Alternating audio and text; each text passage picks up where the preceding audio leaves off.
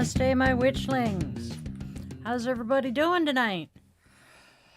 Welcome back, my witchlings. Actually, there's nobody here yet, so I'm going to give it a minute.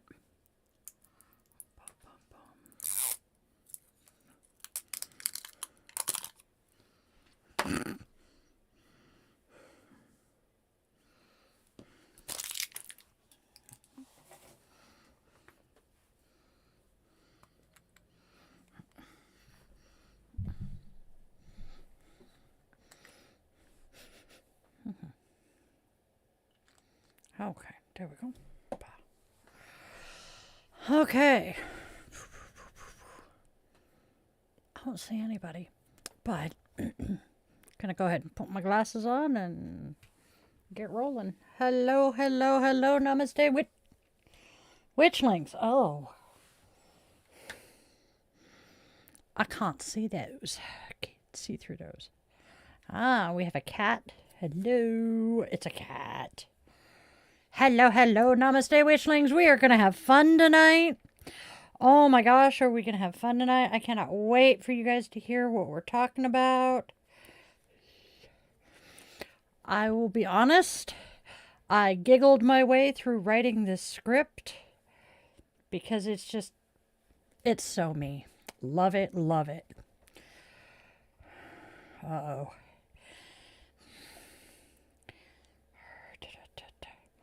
There we go. Ha!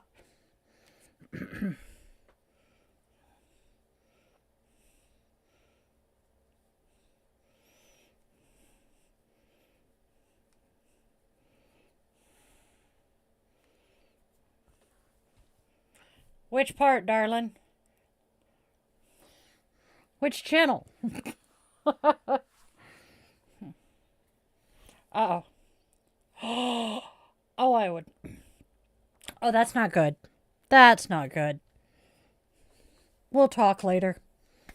Okay, here we go. Let's get going, shall we, shall we? Okay. I have smudges all over my damn lenses, and I just can't get it to fix, so I'm just going to deal with it.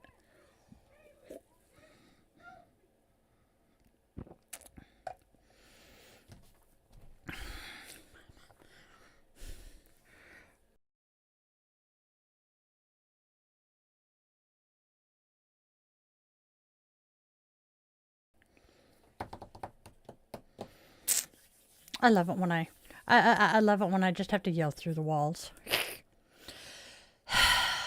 I am so sad about the fact that the MeWe fair has been postponed. I was looking forward to doing that this weekend, but you know what? We can deal. That just gives me more time to get ready. Alrighty. Oh, we have sound.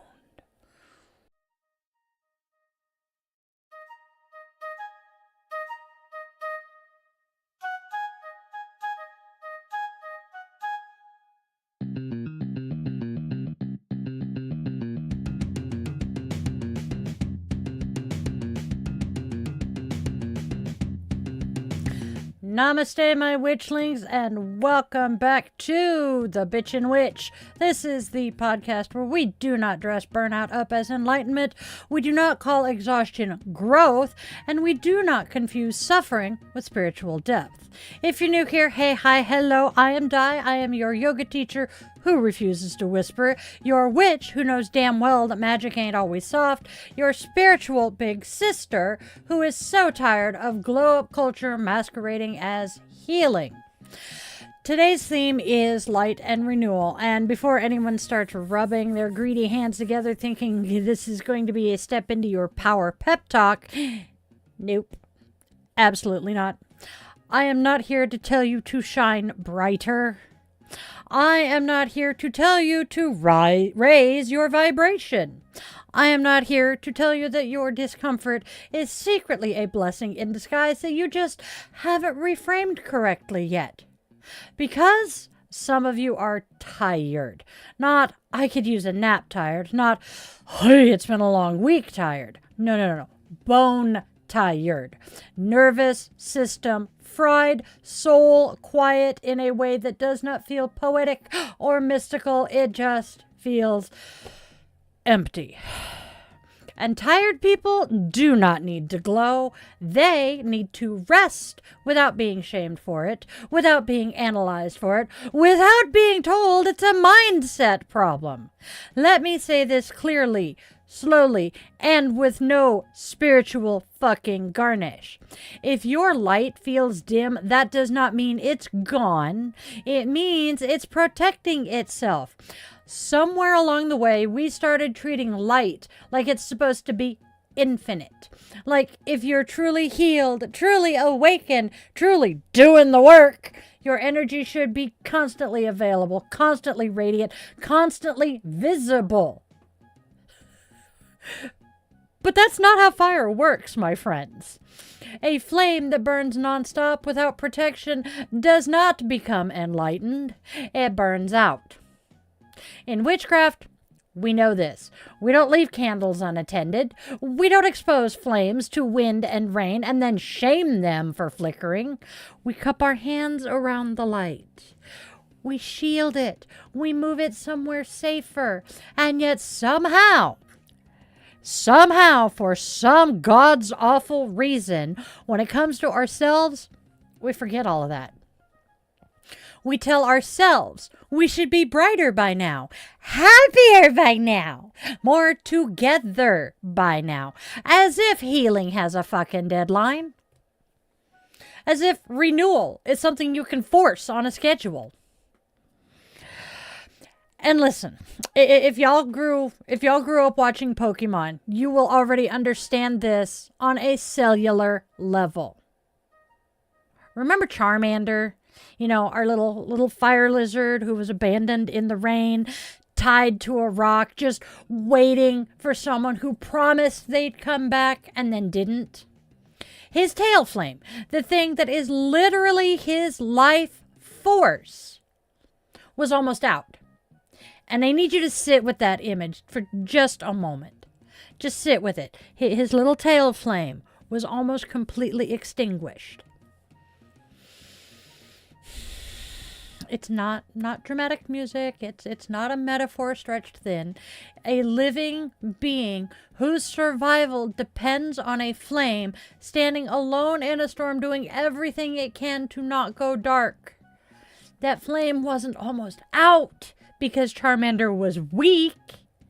It wasn't because he lost his spark. It wasn't because he failed at being a Pokemon. It was because he had been left alone in conditions he was never, ever meant to survive. Rain on fire doesn't mean the fire is defective. It means the environment is hostile. That flame wasn't gone. It was fighting to stay alive. And then, when Ash found him soaked, shaking, barely burning, he didn't scold him. He didn't say, you just have to want it more. He didn't say, believe in yourself. He didn't say, you need to glow brighter if you expect anyone to choose you. He didn't stand there yelling affirmations over a half-drowned fire lizard. He picked him up. He gave him shelter. He stayed. And that is what brought his fire back. Not motivation, not pressure, not, oh my God, relentless positivity. Safety, care, belonging. And I want you guys to hear this part really, really carefully, because this is where the lesson actually lives. Charmander didn't heal because he tried harder. He did not heal because he tried harder. He healed because the conditions changed. No amount of high vibes would have saved him in that damn storm. No mindset shift could have dried the rain. What saved him was being seen, protected, and kept warm long enough for his flame to stabilize again. So, if your flame feels small right now, if it's guttering instead of roaring, that does not mean you are broken. It means you've been in the rain too long. And what you need isn't a damn glow up. It's warmth, shelter, and someone or something that says you don't have to perform right now. You just have to survive. Because here's the thing that nobody likes to say out loud in spiritual spaces. Light doesn't always come back loudly. Sometimes it returns quietly as a steadier breath, as fewer flinches, as one more day where you don't force yourself past your own limits. Renewal doesn't always feel exciting. Sometimes it feels rather anticlimactic. Sometimes it feels like relief instead of triumph. And we live in a culture that confuses intensity with truth. If it's not dramatic, it must not be real. If it's not visible, it must not be working or even there. If you're not glowing, you must be failing. But real renewal is often subtle. It's the nervous system unclenching just a little. It's the moment you stop apologizing for being tired. It's choosing not to expose your flame to people who keep standing in the rain and calling it fucking growth. So, if you're listening to this and you're thinking, I don't feel renewed, I just feel quieter. Good. Quiet is not nothing. Quiet is often the first sign that safety is returning. A flame doesn't roar back to life immediately after a storm.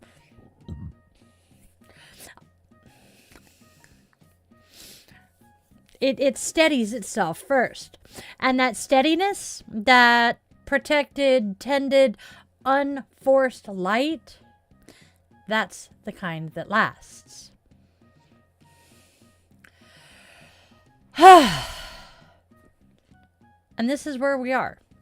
We are now going to tackle toxic positivity. Let me take a sip first. Oh, my eye is itching. Yuck. That eye has been unhappy for 2 days. All right, y'all. Let's talk about the monster hiding under all of this, shall we? Toxic fucking positivity. Not optimism. Not hope. Not joy. Toxic positivity. The kind that demands emotional obedience and calls it enlightenment. Y'all know the vibe. In yoga spaces, it sounds like, oh, just find some gratitude. Everything happens for a reason. If your practice were stronger, you wouldn't feel that way. Now listen, gratitude can be beautiful, but when it's used to silence pain, it becomes a muzzle. In the wellness culture, it's high vibes only. If you're sick, what are you manifesting? And one of my personal favorites, have you tried being more positive? Yes, I'm positive I'm chronically ill. Go fuck yourself. As if your body is a customer service issue that could be resolved with better branding. And in Witchcraft, oh dear goddess, Witchcraft has its own special flavor. Don't hex, don't be angry, you'll lower your frequency. Don't do baneful magic, think of the rule of 3. Real witches transmute everything into love. If your spell didn't work, your mindset wasn't pure enough. Let me be very, very clear here. That is not healing. That is emotional gaslighting in a cute font. Toxic positivity tells you that your grief is bad energy, that your anger makes you spiritually less than, that if you admit you're struggling, you have somehow failed at being conscious. It turns very real, very human responses into spiritual shortcomings. And here's the thing that most people don't want to admit. Toxic positivity isn't actually about helping you feel better. It's about making other people feel less uncomfortable around your pain. Because anger is inconvenient, grief is messy, and honest exhaustion does not photograph well. So we don't get our sweet little Instagram shots.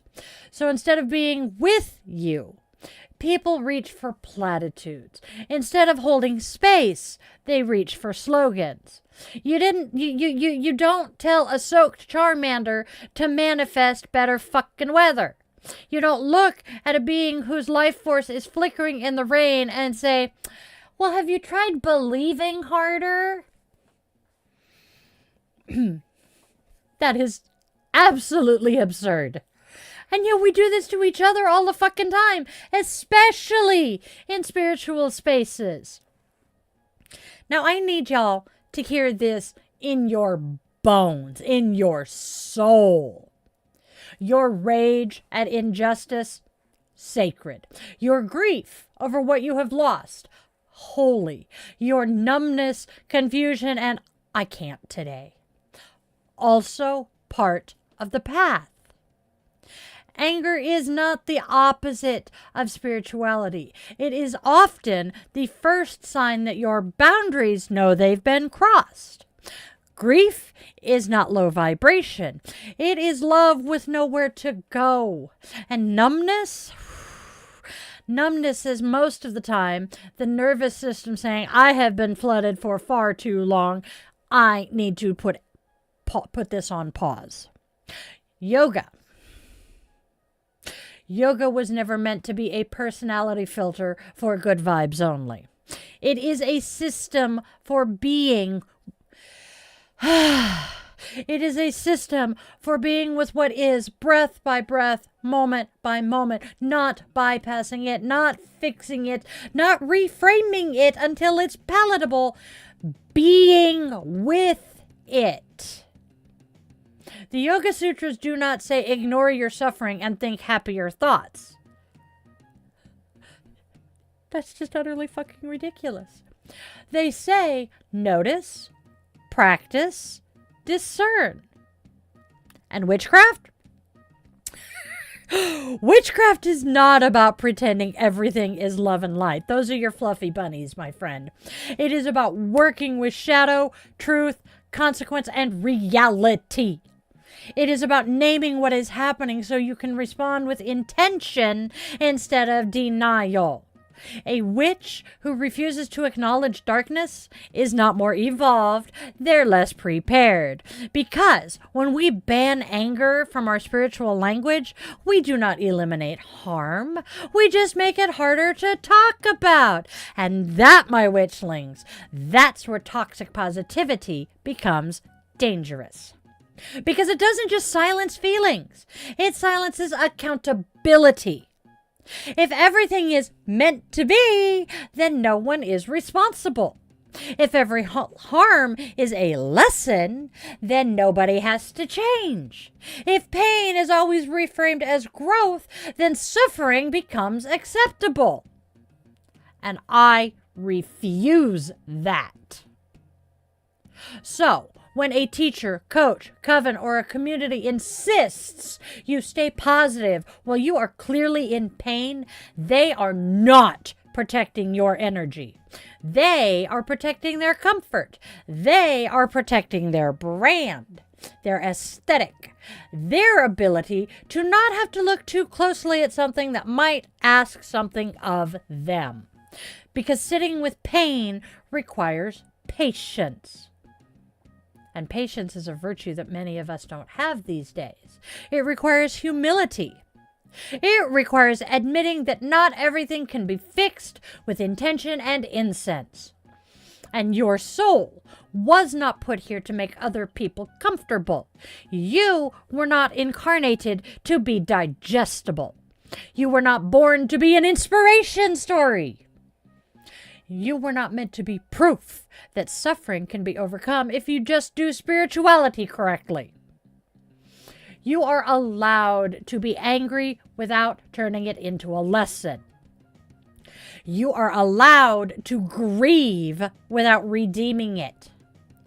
You are allowed to struggle without spiritualizing it away. Real healing spaces do not demand positivity. They offer presence. They do not rush you out of your feelings. They help you orient within them. They don't ask you to glow.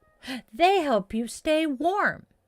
And if a space cannot tolerate your honest experience without trying to fix it, reframe it, or polish it up into something inspirational, that is not a healing space. That is a performance. And you know what? You are allowed to walk the fuck away from it. Time for a sip.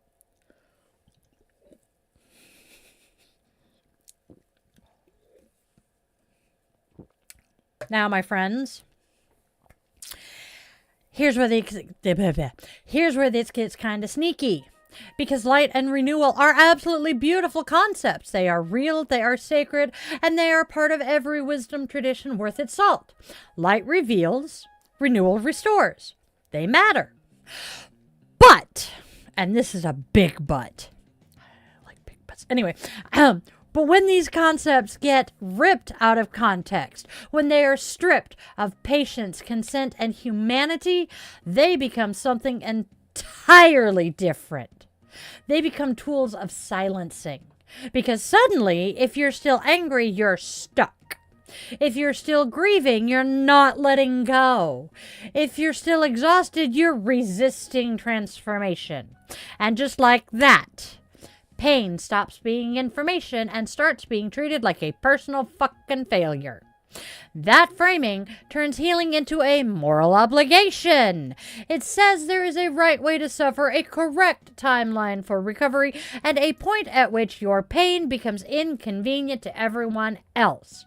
And if you haven't crossed that invisible finish line yet, well, that must be on you, honey. Let me tell you something, though. As both a yoga teacher and a witch, healing is not linear. And light does not always return. Whoops. My brain just squished things together. Healing is not linear. Okay? Renewal is not tidy. And light does not always feel good when it returns. Sometimes light hurts. Ask anybody who's been in the dark long enough. Ask anyone who's been dissociating to survive. Ask anyone whose nervous system learned that safety required numbness. Light doesn't always arrive as relief. Sometimes it arrives as sensation, as grief you didn't have the capacity to feel before, as anger that finally has somewhere to go. Sometimes renewal doesn't look like blooming. Sometimes it looks like collapsing. Sometimes it looks like mourning who you were before the injury, the illness, the trauma, the betrayal. And that mourning, that is not resistance, that is honesty. Because sometimes light reveals things you were surviving by not seeing them yet. Patterns, abuse, self-abandonment, the cost of endurance. And when that happens, forcing yourself to glow through it, that's not brave, my love. That's not evolved. That, my darling, is self-abandonment dressed up as spirituality.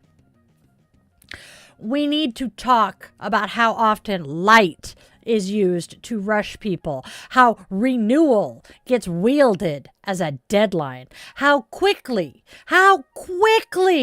the language shifts from supportive to punitive. You've been doing this work for a while now. Aren't you ready to move on yet? At some point, you really need to choose happiness. You have to choose happiness.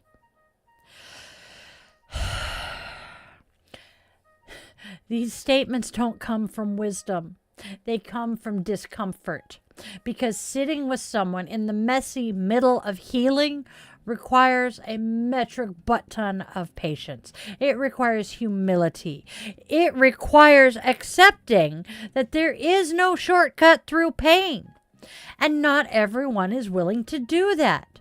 So instead, they spiritualize impatience and they call it encouragement, empowerment, seeing your potential. But what it really is pressure. Pressure to be inspiring, to be palatable, pressure to make other people feel good about your progress. And here's another thing that most people don't want to admit. Light has a shadow. Every illumination reveals something. Every awakening comes with a reckoning. In yoga philosophy, we don't awaken and immediately feel peaceful forever. Nope. We awaken and then we practice. We practice staying present with what we see. We practice not flinching away from discomfort. We practice discernment, viveka, the ability to tell truth from bypass. And witchcraft understands this intuitively. You don't cast a light spell and expect it to only reveal the pretty things.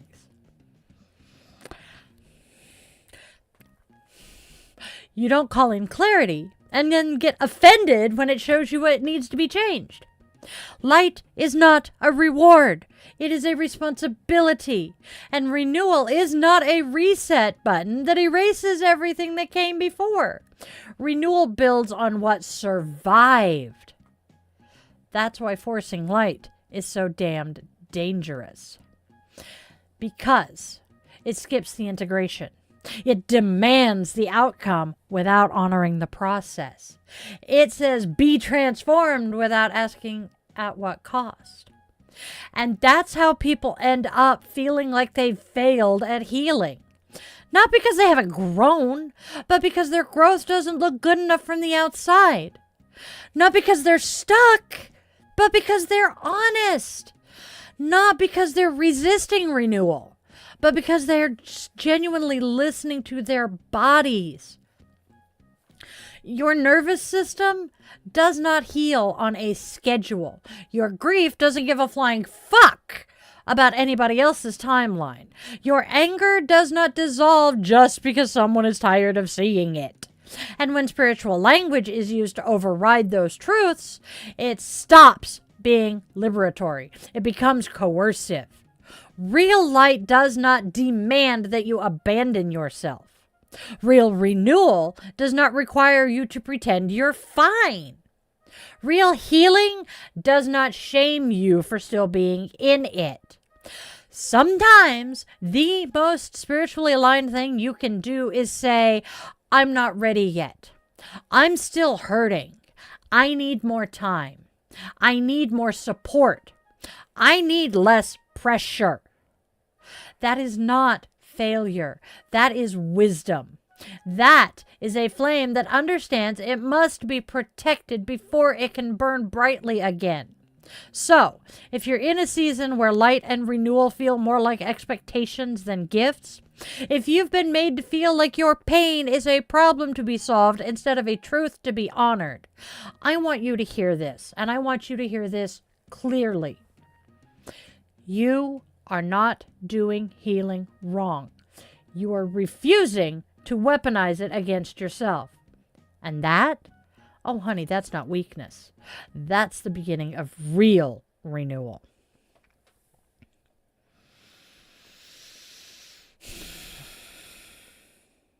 Drink.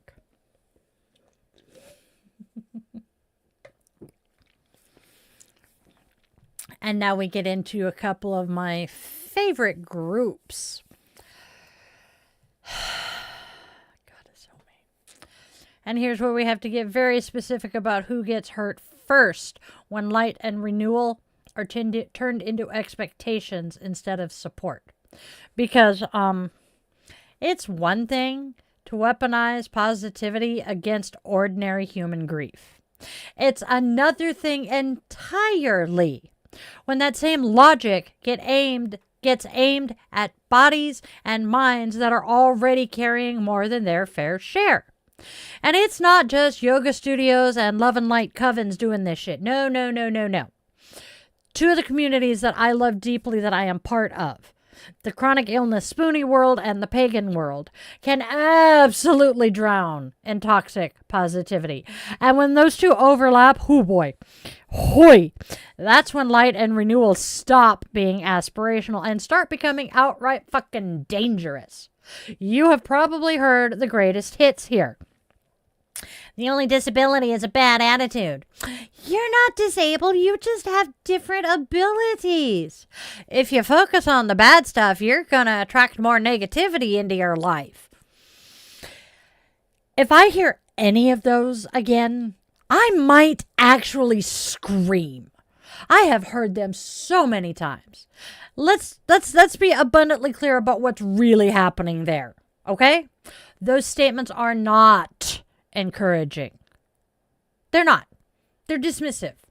They take real material limitations, pain, fatigue, cognitive load, mobility barriers, sensory overwhelm and overload, and reframe them as personal shortcomings.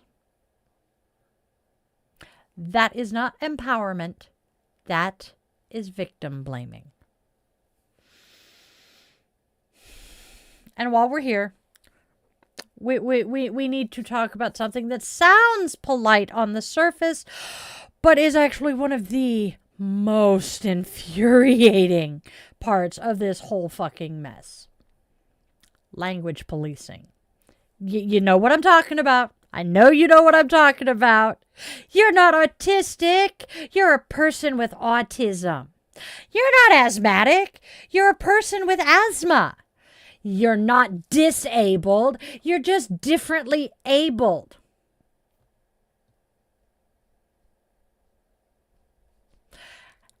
Every time someone says that, it's framed like they're doing you a favor, right? Like they're being respectful and polite and they're giving you dignity.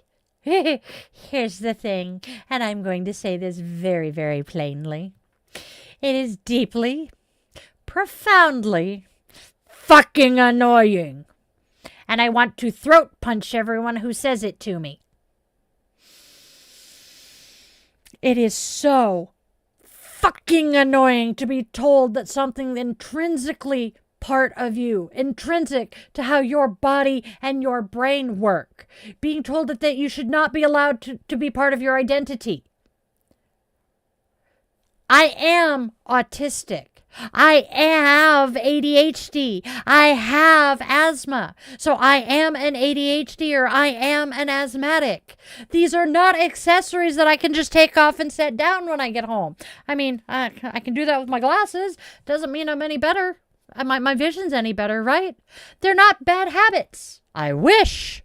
They're not character flaws. They are descriptions of how my nervous system functions, my lungs function, and how my brain processes the world. I can't just shake off the autism. I can't mindset or discipline my way out of ADHD. And I sure as fuck can't cure my asthma with gratitude and good vibes. Don't I wish? These are not temporary states. They will be a part of me for as long as this body is functioning. And when this body finally stops working, they'll stop then. Because they are part of how this body functions and works. And y'all, this is what gets lost when people insist on that person with the person first language without consent. They are not centering me or people like me with these conditions. They are centering their discomfort because they don't want disability to be an identity.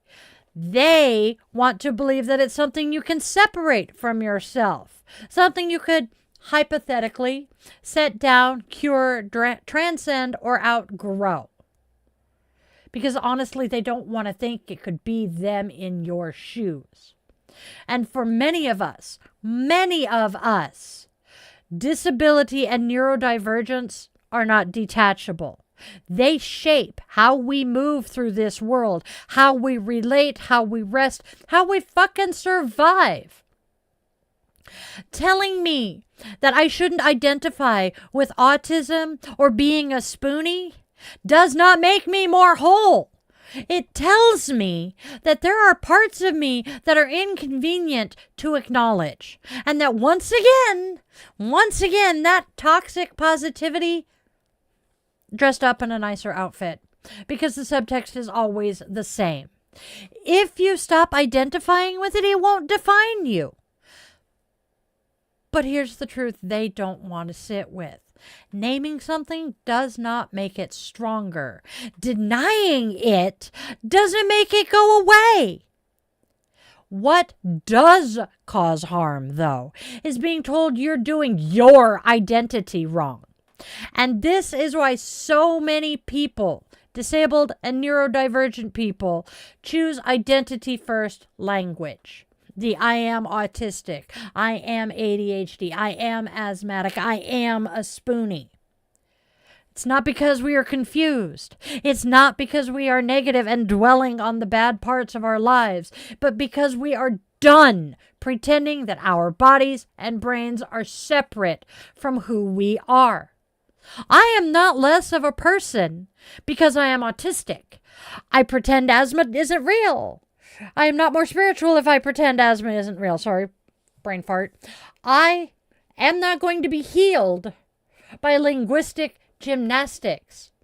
I am human as I am, and spirituality cannot make room for that reality is not healing, it's erasure. And right on the heels of that erasure comes its ugly ass little cousin, the bootstraps version of toxic positivity. It's not a disability. It's just something you have to learn how to overcome. You just need to work harder to find the workarounds for it. You can function like a normal person if you try. Every time I hear those, my eye twitches, and I have to clench my teeth and bite my tongue to the point of drawing blood because let's translate what is genuinely being said here. Because what they mean is, I am uncomfortable acknowledging your limits. I don't want to change systems or expectations. I need you to perform wellness so I don't have to reckon with reality. The idea that disability is just a challenge you conquer with enough grit is not empowering.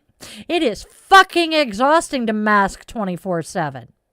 It turns survival into a full-time job and then shames you when you're tired. Yes, disabled people are resourceful. Yes, spoonies, autistic folks, ADHDers, chronically ill people, we find workarounds every fucking day. But here's the part that never gets said out loud.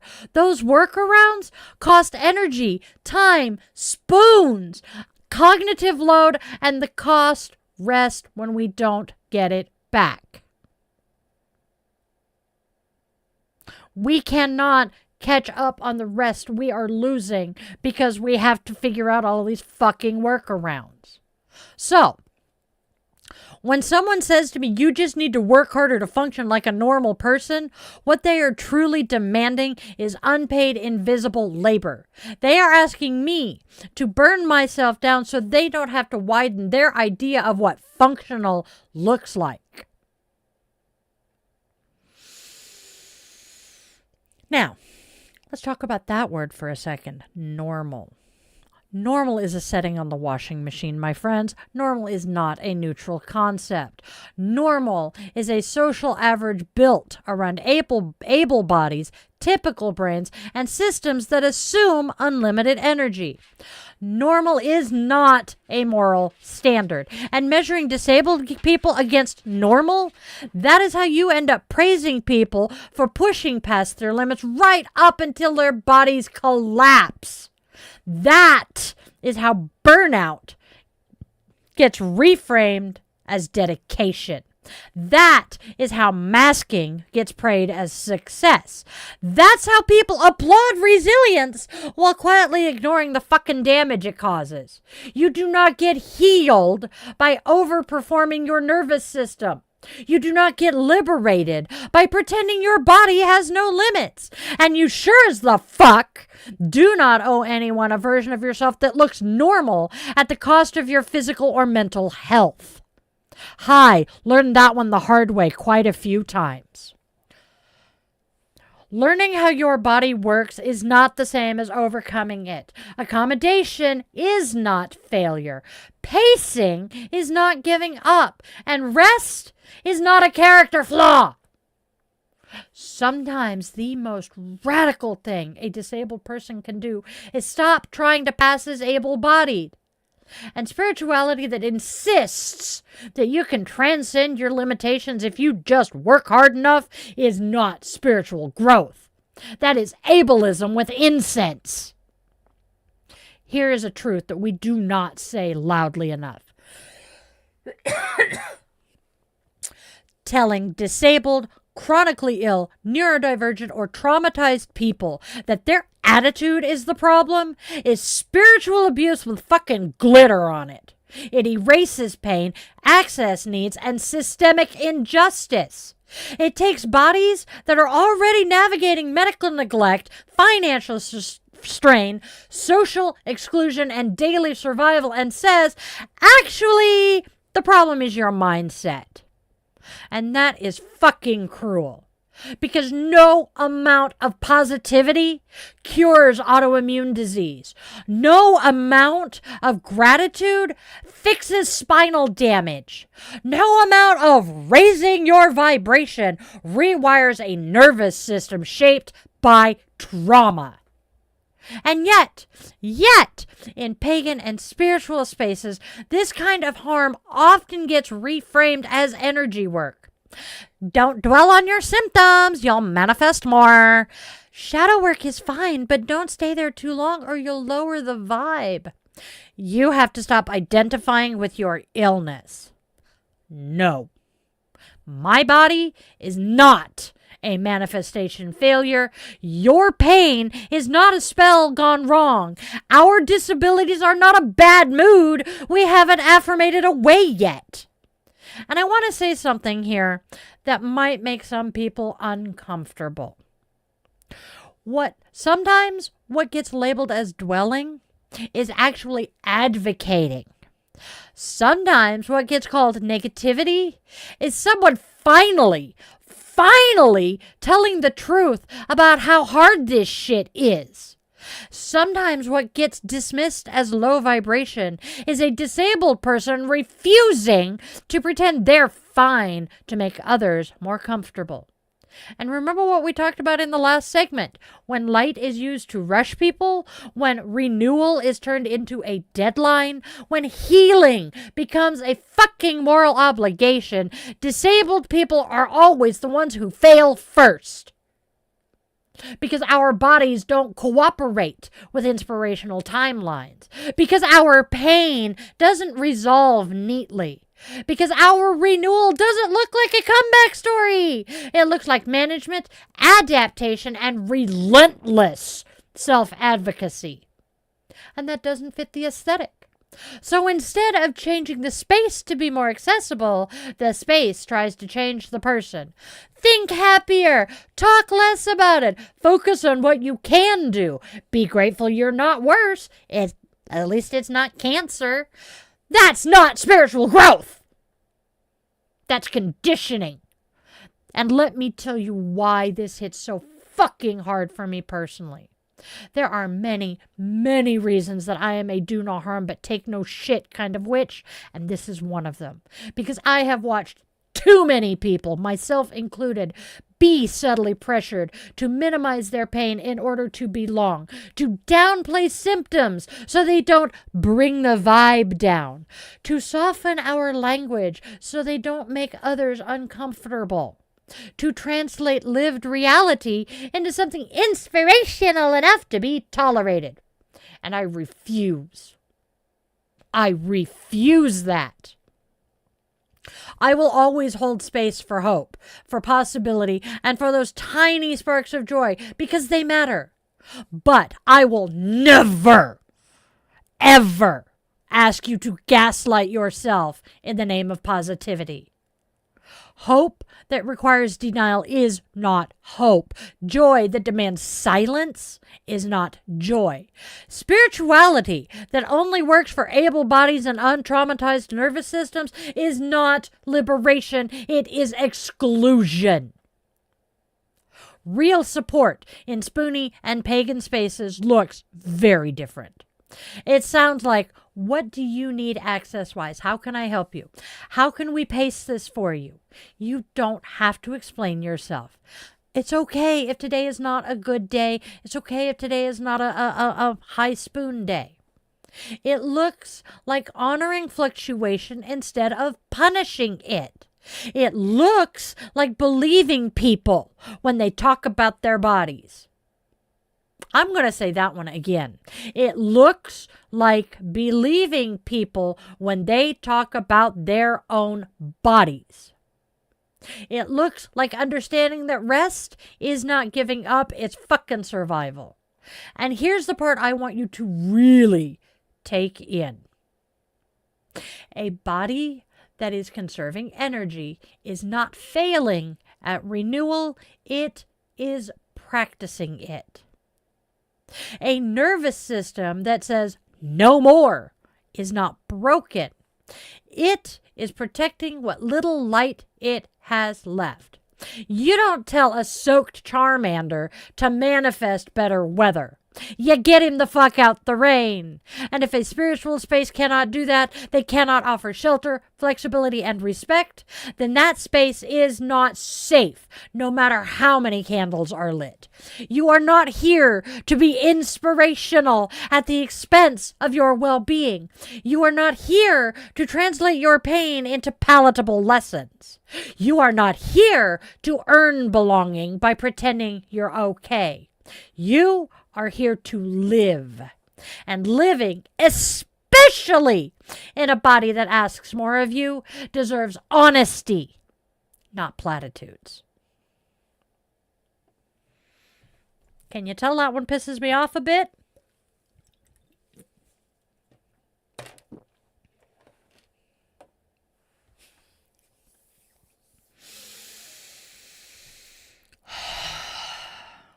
Okay. We're okay.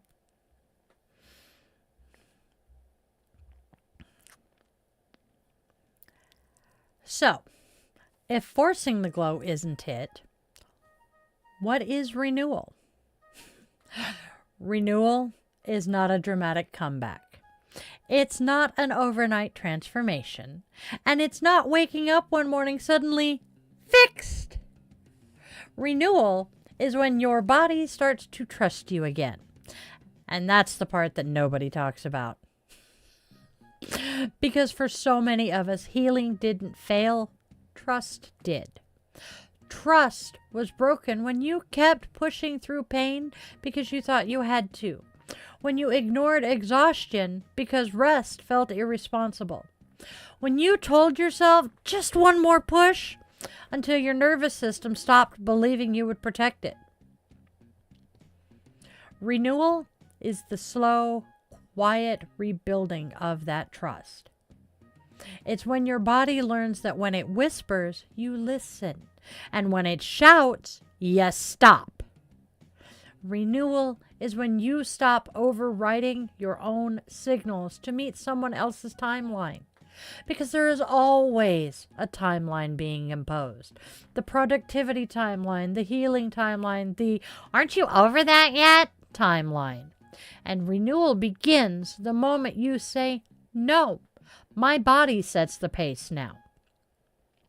Renewal is when rest stops feeling like something you have to justify, when you no longer feel the need to explain your fatigue with a diagnosis, a productivity ledger, or a list of accomplishments.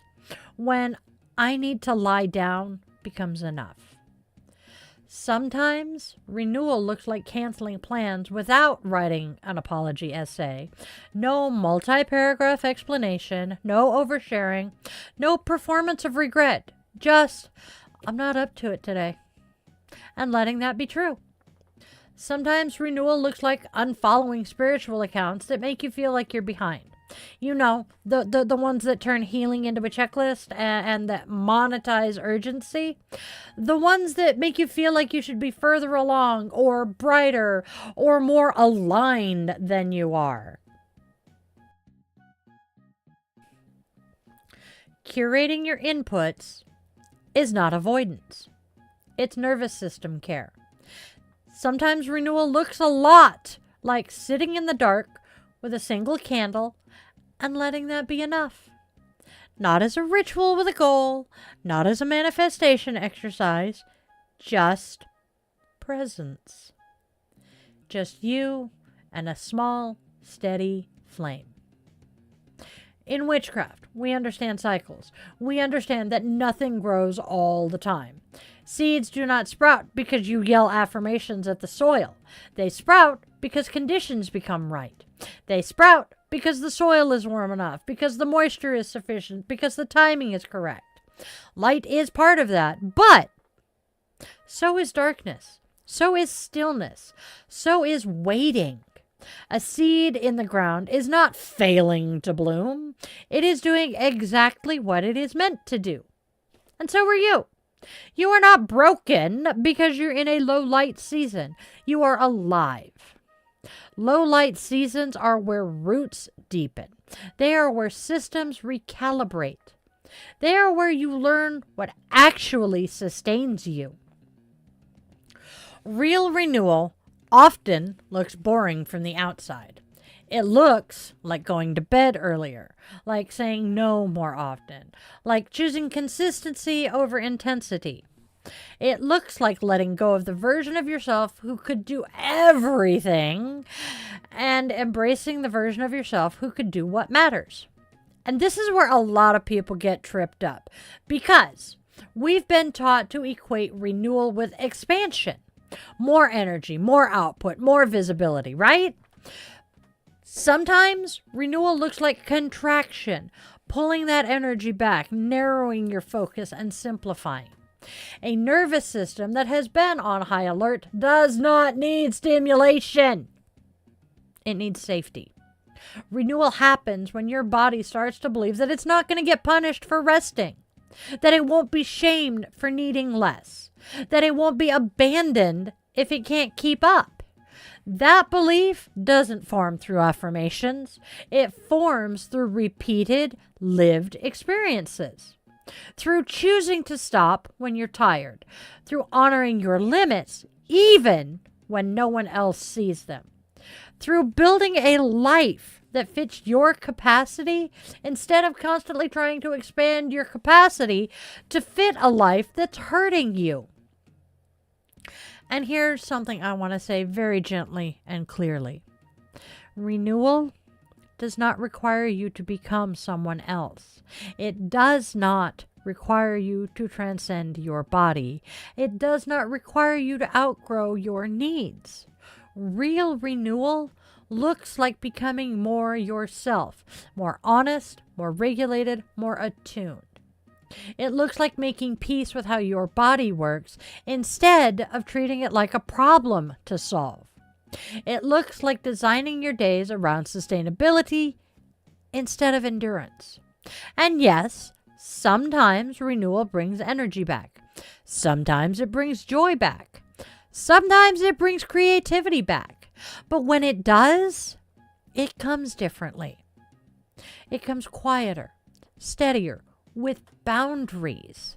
Like a flame that has learned it must be protected if it's going to last. So, if you're waiting for the moment where you suddenly feel renewed and glowing and inspired and unstoppable, you might just miss the real thing. Because real renewal often shows up as relief, as the absence of constant self-override, the softening of urgency, and the permission to be where you are without trying to rush ahead of yourself. That is not stagnation. That, my friends, is integration. That is your system saying, thank you for listening. We can finally rest now. And from that place, not from pressure, not from force, light returns. Not to impress anyone, but to keep you alive.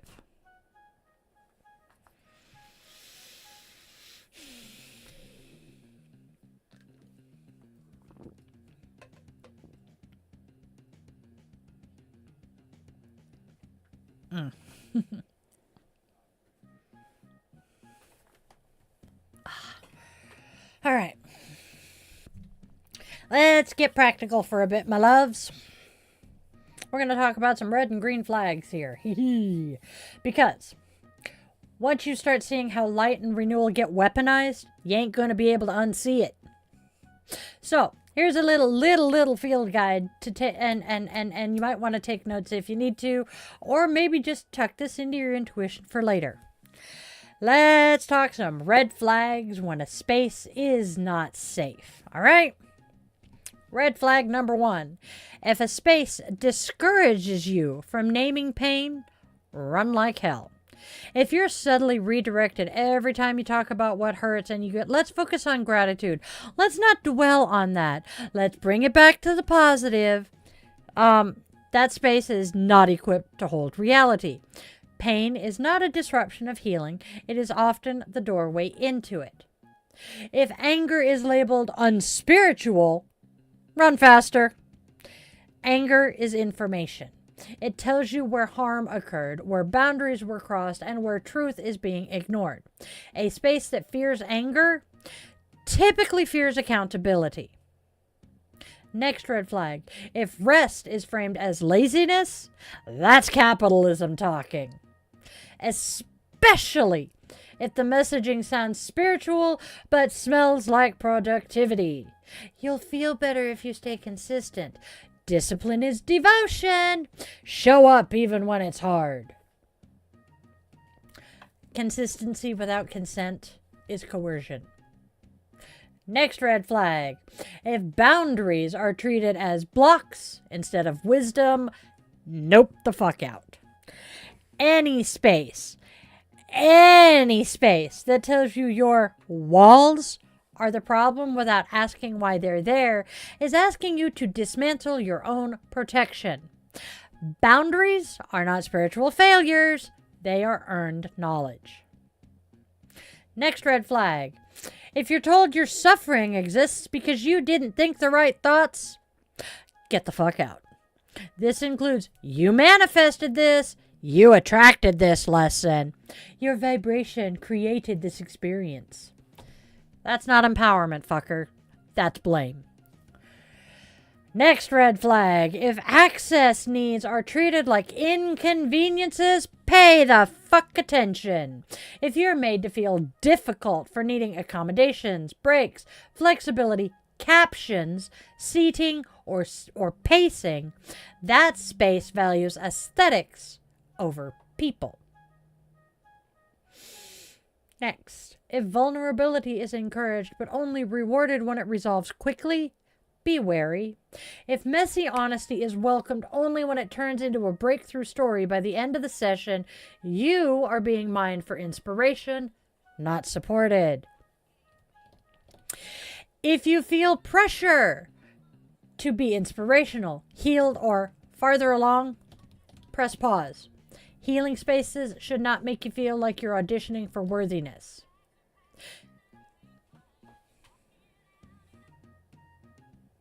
If questioning is treated as negativity or resistance, that's a control issue. Curiosity is not disloyalty. Discernment is not a lack of faith. One of my personal favorites. If a space traffics in inspo porn, be very, very cautious. And yes, I chose that phrase on purpose. Inspo porn is when disabled people are turned into feel-good stories for able-bodied consumption. It's when someone else's comfort, hope, or motivation is built on our bodies doing normal things despite our disabilities. You know the stories. They flood social media every spring.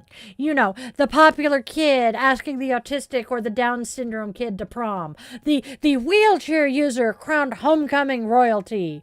The special needs student shooting the winning basket after the game is already decided. Or the kid with Down syndrome making the ceremonial game-winning touchdown, right? When there's no risk of failure.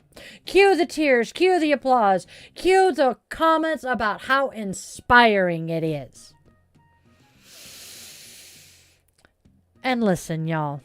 Kindness matters, yes. Inclusion matters, yes. But inspo porn isn't about inclusion.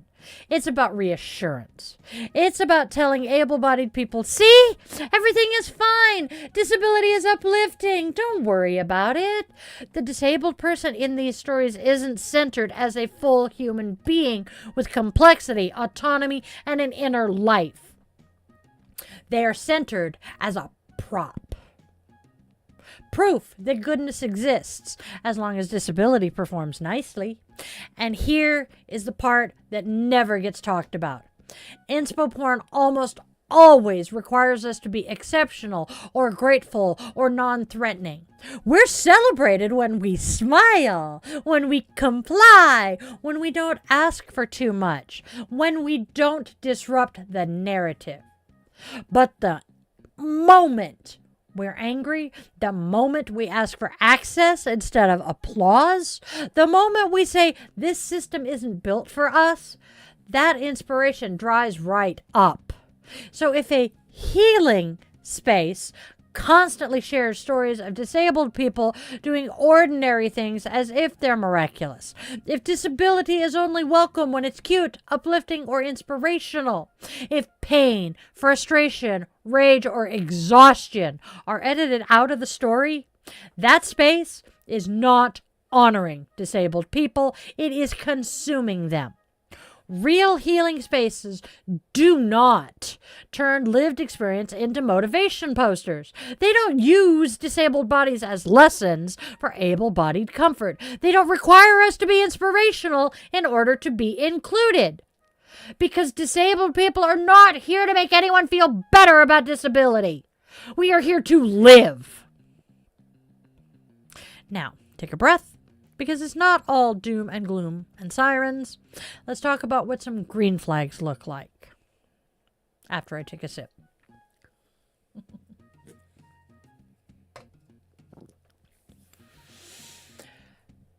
Green flags. What real healing spaces do differently. Green flag number 1. Do we have... Okay. Green flag number 1. Real inclusion is quiet, consistent, and boring to spectators. Real inclusion doesn't need a spotlight. It doesn't show up as a surprise moment or a viral video or a once-a-year feel-good story. Real inclusion looks like ramps that are already there, captions that are already turned on, flexible attendance without penalties, sensory-aware spaces without apology.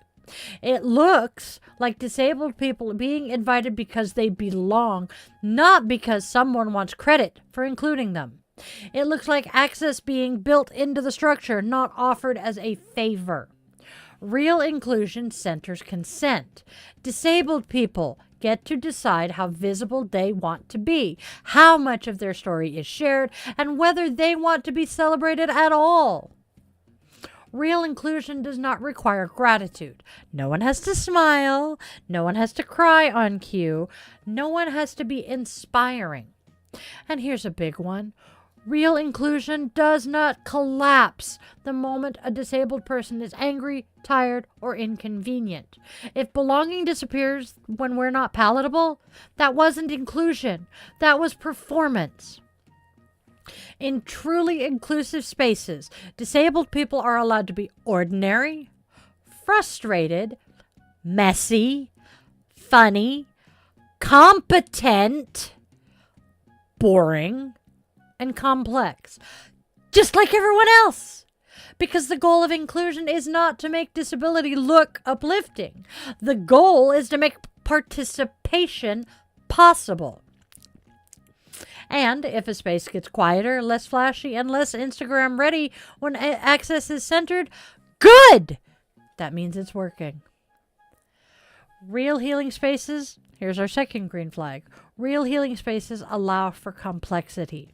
You don't have to flatten your experience into something digestible. You don't have to pick one feeling and pretend the rest aren't there. You're allowed to be grateful and grieving, hopeful and exhausted, angry and loving. Green flag number 3, they honor consent explicitly. Consent to participate, to share, and to opt out. No is respected without explanation. Our next green flag, they respect pacing. There is no rush to transform, no timeline for breakthroughs, no pressure to get over it. Your nervous system sets the speed, not the facilitator's agenda. Next, they normalize fluctuation. Good days and bad days are expected. Capacity is allowed to change, and showing up differently each time is not penalized. Next, they believe people about their own bodies. Oh, how shocking. You don't have to prove your pain. You don't have to justify your limits, and you don't have to educate to be accommodated. The dream. Next, rest is treated as sacred, not suspect. Pausing is encouraged, lying down is acceptable, and doing less is not moralized. Next, anger and grief are welcomed as teachers, not problems. They're held with care, not rushed towards resolution. Continuing, boundaries are celebrated as wisdom. A space that says thank you for taking care of yourself instead of, are you sure you don't want to push through it? Is a space that understands healing. Next, there is room for humor, humanity, and imperfection. No one is expected to be endlessly serene. Laughter is allowed, and bad days are not spiritual failures. Power is transparent. Leadership is accountable. Questions welcomed, and no one is positioned as the sole authority on your experience. And here is the most important green flag of all. You feel more like yourself when you leave, not less. Not pressured, not depleted, not like you need to fix yourself faster, but steadier, more grounded, and more at home in your body. Real healing spaces do not demand that you perform wellness. They do not rush your nervous system to make themselves more comfortable. They don't ask you to glow. They help you stay warm. And if a space consistently makes you feel smaller, quieter, or more ashamed of where you are allowed to leave. You do not owe loyalty to something that costs you your well-being. Trust the signals, trust your body, and trust the part of you that knows the difference between growth and pressure. That discernment, honey, that's healing too.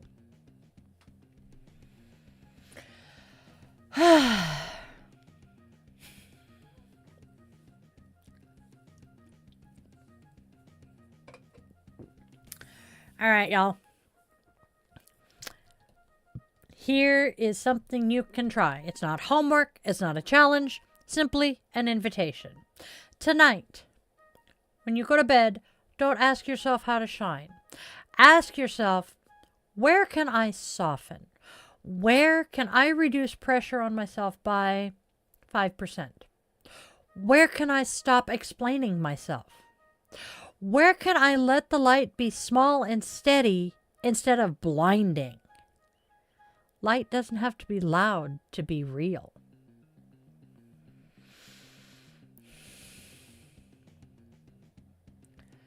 All right, y'all.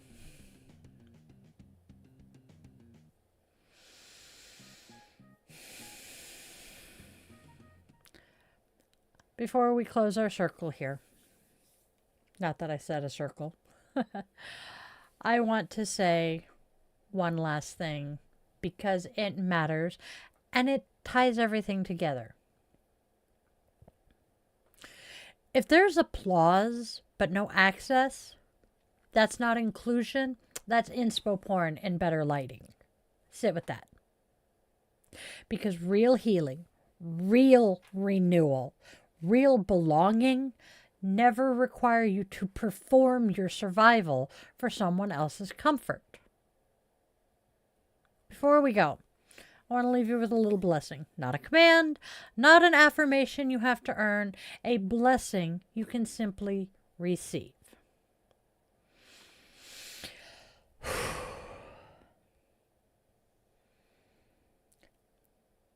May you remember that even the smallest flame is still fire. May you know in your bones that a dim light is not a failed one. It is a guarded one, a flame doing exactly what it must to survive the storm. May you be treated like Charmander was when Ash finally found him. Not asked to burn brighter, not told to try harder, not shamed for nearly going out, but gathered up, sheltered, kept warm.